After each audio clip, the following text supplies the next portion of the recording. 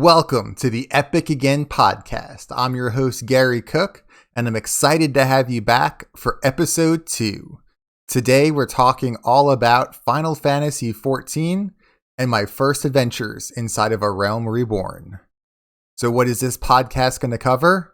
We're going to talk through the races, the jobs of the game, what I've done so far, my thoughts on the story, and then we're going to take a bit of time and dive into just my experience as a WoW player coming to Final Fantasy XIV and seeing what the differences are, how that experience was, not just for somebody who's had 10 plus years in the world of Warcraft, but also as somebody brand new to the Final Fantasy XIV landscape and what it's been like for me. And then we're going to wrap up the video just talking through a few things that I've not enjoyed during my short time inside the game so far, and a few things that I feel like if Square Enix can tighten up, they could really capitalize on the wave of WoW players coming into the community right now. But with all that said, let's jump in, slay some dragons, and grab some epic loot. It's time for the Epic Again podcast.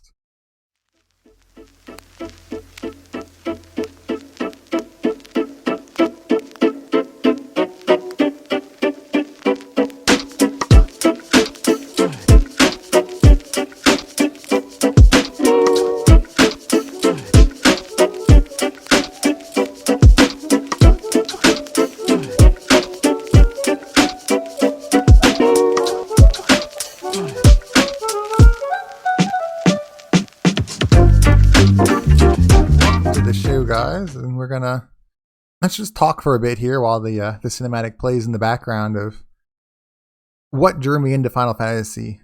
I've played a bunch of the games in the past on console and things like that. I just never jumped into the 14 MMO because I didn't have time for it. I mean, I was heavily invested in Warcraft. That was my MMO. It had the emotional investment for me. It had the time investment. It had me hook, line, and sinker at that point. My friends were all playing there. So I didn't really have a need to look for a new home. I wasn't overly happy in Warcraft when Final Fantasy came out, but I was still in a good enough place, and I'd heard enough disastrous tales of 1.0 that I didn't really want to go and explore and see what all was out there for me to do with it. So I kind of just stuck to my little bubble. So then I installed it, and then this is the first cinematic I was greeted with was the Shadowbringers cinematic, I believe this is. That kicked off and kind of started everything, and I mean, it was epic. I liked the music. I was enjoying watching the action, what was going on. It was an enjoyable ride to be had with what I was seeing. And I've since gone back and watched the Realm Reborn trailer to kind of get that kickoff experience of where things were going to go from there.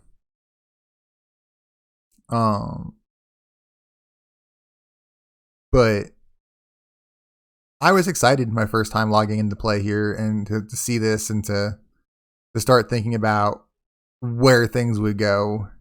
It just feels very high fantasy to me. It pulls you in and you kind of want to know the story. Like, I want to know who is this angel coming down and attacking this dude and what's the story behind all of this. So I'm excited to get to that point in the story to understand what I'm looking at here when I first logged in the game. I also liked how they kind of showed you the one character, multiple jobs type feeling of people. The main warrior character swapping job roles as he's fighting that angel, and then kind of showing off the new astrologian class and things like that, which looks really cool, and I can't wait to play my love of healing is excited to try all the healing classes, which is largely why I chose to do Conjurer as my first and go the White Mage route and kind of start the same way I started my Warcraft journey. Just instead of a priest, it is a White Mage here. I kind of decided that was a fitting way to start, would be to start the same way I started there. I also, I don't know, I love the races. They all look really cool.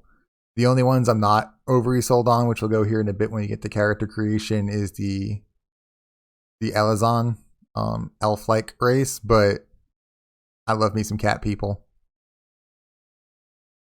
And I plan to bring some cat ears to the stream to stream with in the future once I kind of get them dug out of the closet. And even working on a cosplay for my little cat boy in the game, which we'll have updates on in the near future here. But really, I mean, it just getting to see all these jobs and this intro cinematic they had was exciting. It made me kind of almost want to go back to tanking again, seeing kind of like the Gunbreaker and things like that. Like that looked like it would be fun to do. But my first love in MMOs has always been being the healer. So I'm excited to kind of stick with that as my kickoff point. But the nice thing is I don't have to sacrifice being a healer to also sometimes be a tank like I do in Warcraft and things like that, because I can do it all on my main and it's not losing any kind of progression to go and do these other jobs that they offer to you. I still want to keep calling them classes though. That just, it feels natural to call something a spec or a class. A job feels weird. It feels like that'd be more of like the crafting system or something, would be you'd go and get a job. Not so much my magical or physical forte being the job that I get. But I'm adjusting, I promise. Again, this intro cinematic introduced a lot of characters. I'm told with how the story works here, I will eventually learn about all of them, and it will all intersect and make sense and be one grand epic tale for me to sink my teeth into. And that's what I'm excited about, is I love lore, I love stories.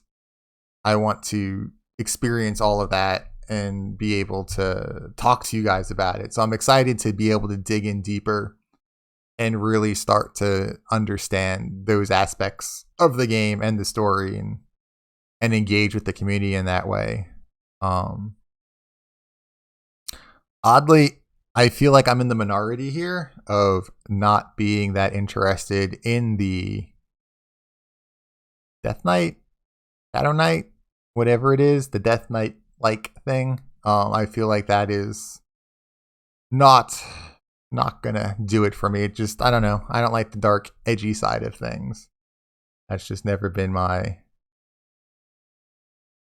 my real enjoyment when I play an MMO. But for those that like the more dark and broody classes, I can definitely see the appeal of it. I do feel like the races for the world and your choices, I feel like they're a bit more exciting in Warcraft than they are in Final Fantasy XIV in some ways.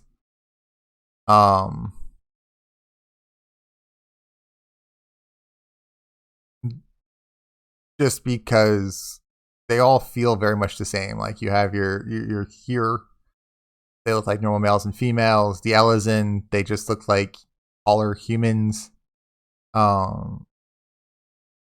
I didn't mind the Elazin female model. The male model kind of feels a little weird to me in the character creation screen because of the weird long neck. Lalafell, I don't have an issue with them. They're just pudgy gnomes. I don't see why everybody's making such a big deal out of all of them. The Makuto are my favorite, but what can I say? Cat boy, cat girl, exciting stuff. And what I'm deciding to make is my little cat boy that I'm mating. The Rogden, they're just big beefy boys. They kind of remind me of less primal feral orcs in some ways. Just kind of big gray toned humans. Which is really kind of how you can describe most of these races. Is the here are your humans, the Elazin are all our humans with elf ears, Lalafell are short pudgy humans, the Makat are cat people, basically humans with cat ears and cat tails. Rogden are just taller human people. The Ara are probably of the starting races the best in not feeling as human on the male side, but the female side just feels like a short blood elf female type thing from WoW with the tail. The Hargoth, they were pretty cool. I like the cat people look. That definitely added some diversity to it as like a full-fledged cat person. And then the Viera are just humans with bunny ears. I mean, I feel like they touch a lot of different aspects of fantasy and fantasy type archetypes, but they all kind of look the same in just different sizes, which was a little disappointing. I like the visual distinction in Warcraft of like your night elf and your troll and your orc and things like that all look and feel very high fantasy, but don't feel nearly as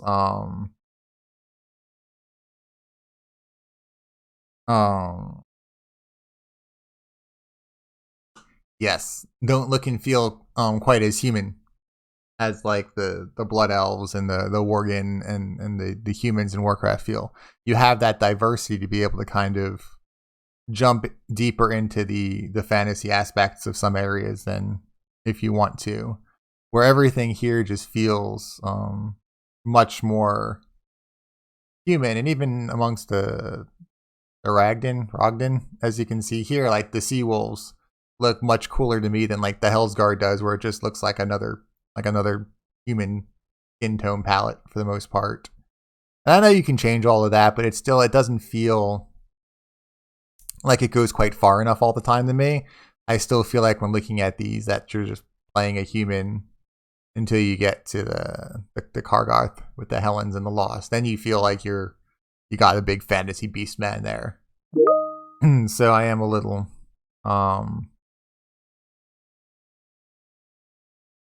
where it kind of sits at. But overall, I'm excited about getting to know the lore behind all the races, because that seems really cool just from kind of playing around, reading the different little lore texts they had for all of the races when I was creating my first character here.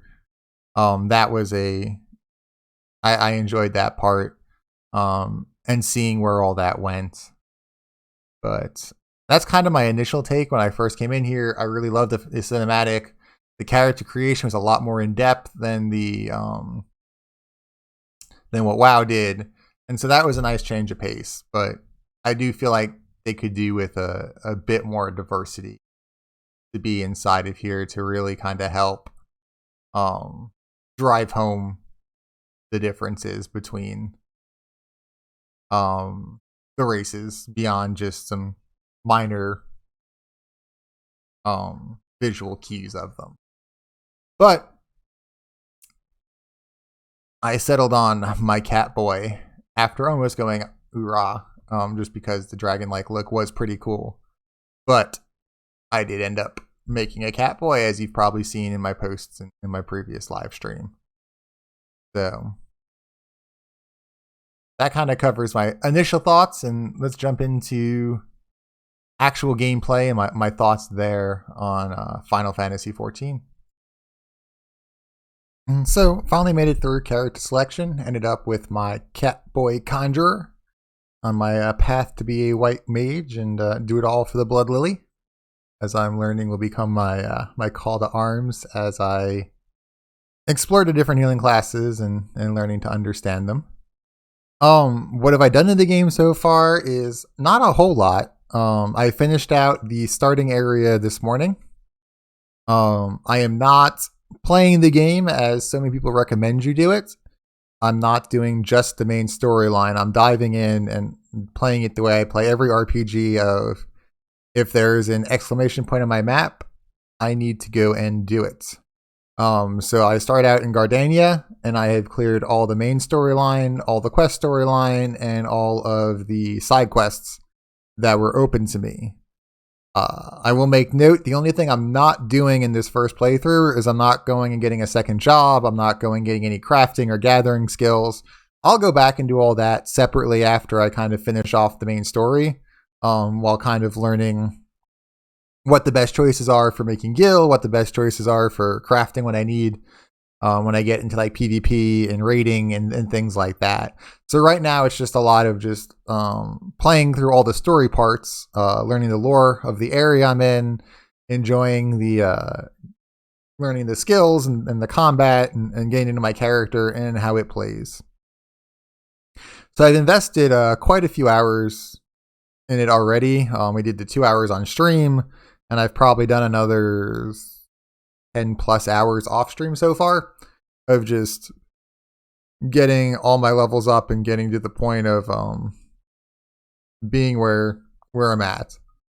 Currently I am sitting at level 24 and getting ready to head on the airship to get out of my starter zone and start the next portion of the main story quest as I go to visit other city-states.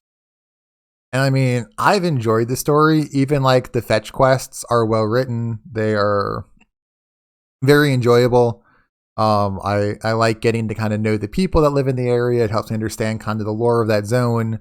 And I think that's all important to the immersion and the experience of a game like this. I will say, I think I'm enjoying doing all these quests more in Final Fantasy than I ever did in Warcraft. For the simple reason that it feels and is presented more like a story in Final Fantasy than it is in Warcraft. In Warcraft, you click on your NPC and it gives you like 2, 3, 4 paragraphs that you have to read through, and then you go off and you do your thing. You come back, you get like 4 more paragraphs.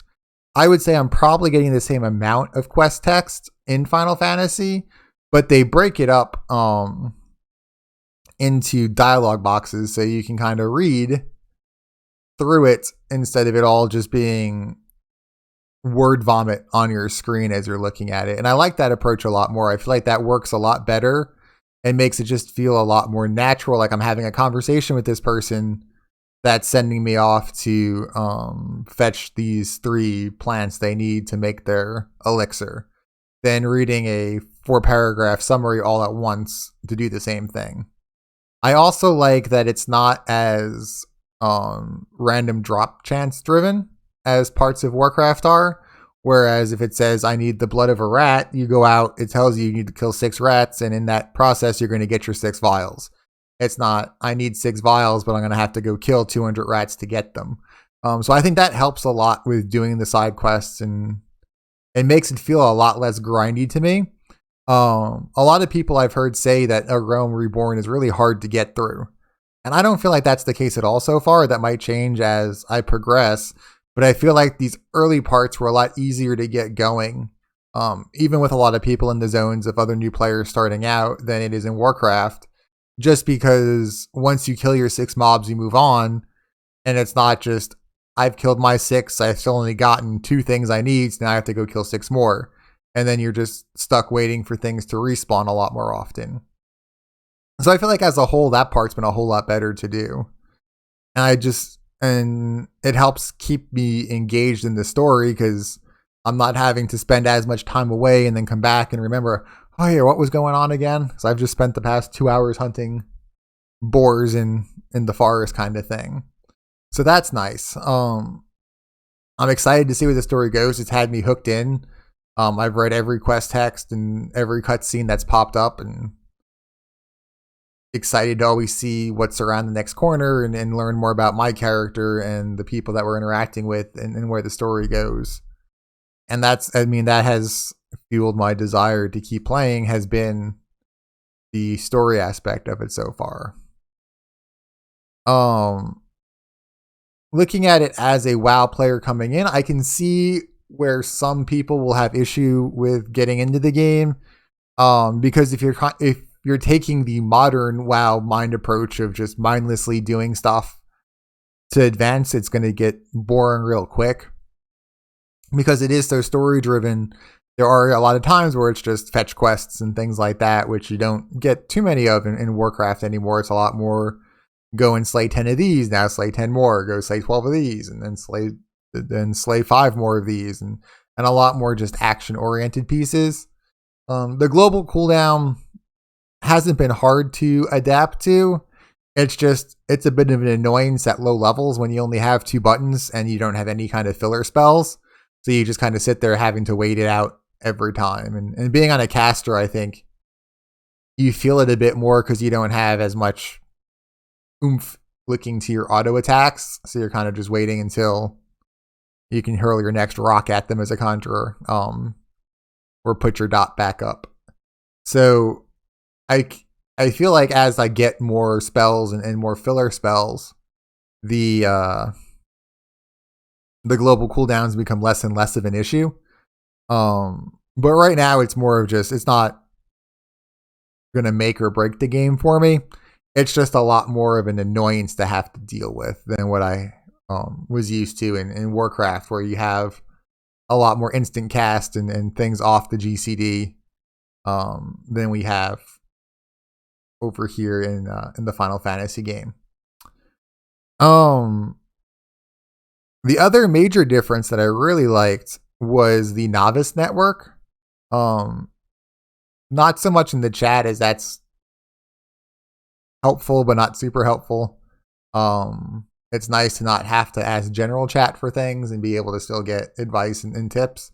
But what I really liked was the kind of intro to healing they gave you, and the basics like, here's how dungeon mechanics work, here's how group content works, do these quests, get some pretty cool gear for it, get a bunch of XP out of it, get some gil to have to spend on things, but also learn how to play your class so you're not completely useless going into your first dungeon.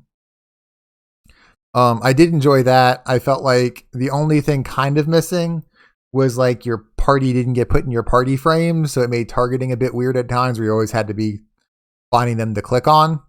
And keeping track of bars on multiple people is just a pain to do that way. But I really like that it taught you how to do the basics of your job. So that way, when you jump into that group content, you could hopefully have a basic understanding of what your role is and how to go about handling that role. So I found that to be a real good addition to the kind of new player experience. And really it's been, as a new player, it's hard to be going with completely closed off mindset, because I play MMOs. I love MMOs. I played EverQuest 2, Warcraft, Star Wars, The Old Republic, and now this. So I have plenty of experience in the genre, so I understand a lot of the basic mechanics of an MMO, but they did a very good job, I felt like, of introducing everything and immersing you in your class and helping you learn kind of what spells to use where as you're questing and different things and how the interface works and stuff like that. Having no add-ons was odd at first. I did spend quite a bit of time messing around with their HUD UI just to get it to kind of resemble the type of healing interface that I'm used to playing with. So we'll see how that works. There may be some adjustments happening there.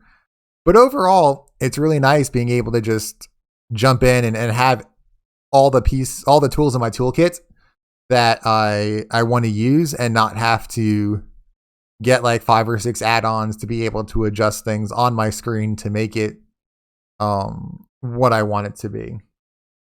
So that was a really nice change of pace from what I was used to doing. But really, overall, it's been a really positive experience. I've enjoyed it. I haven't had any issues interacting with anybody. the game feels very alive. Even in the starting zone, there's been a lot of people around me questing and doing things and chatting and talking and helping people. So that's been really awesome to see. The only real struggle I've had, and I'm sure this has been echoed and I've heard it echoed other places, is in they make it really hard to take my money. I want to buy the game. I wanted to get my sub set up. I wanted to get everything in there and going. And the website is awful to use. The whole user experience of trying to actually get the right game and then check out with it and get everything set up and good to go is not easy. There's too many different accounts, and then you're trying to link them all together. And that to me was the worst part, is trying to give them money was harder than playing their game and getting their game set up. And I feel like that is going to be a big turnoff to a lot of players who are used to the simplicity of WoW of I go in, I put it in my cart, I click on my account name, I hit buy, and I'm good to go. Where here I had to have a Square Enix account, and then I need a Final Fantasy account, then I need a Mog Station account that was linked back to my Final Fantasy account, and then I had to get my key and put it in, but then the complete edition for Endwalker didn't unlock my previous expansions like I expected it to, so I had to go back and figure out how do I get my other expansions set up.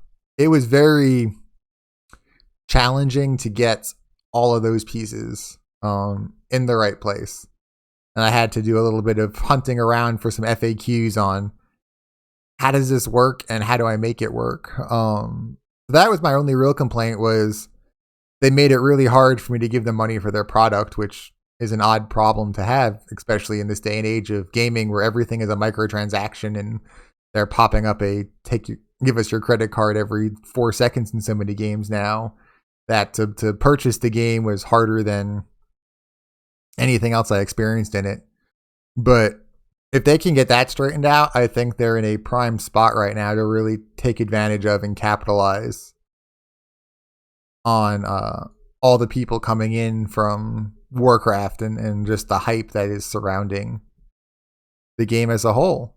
But yes, that's my initial thoughts, and that's all we're going to really talk about this week on the podcast. We have another one coming up that we're going to have a guest in Mr. Video Game Fury, that we're going to talk some E3 and other gaming topics that we're both interested in and have a little bit of fun debate and conversation back and forth on those. But yeah, this is episode 2, and I'm excited to play more Final Fantasy, and I hope to meet some of you out there in the world and slay some dragons with you. So stay epic, my friends, and I will see you all for episode 3 coming out soon.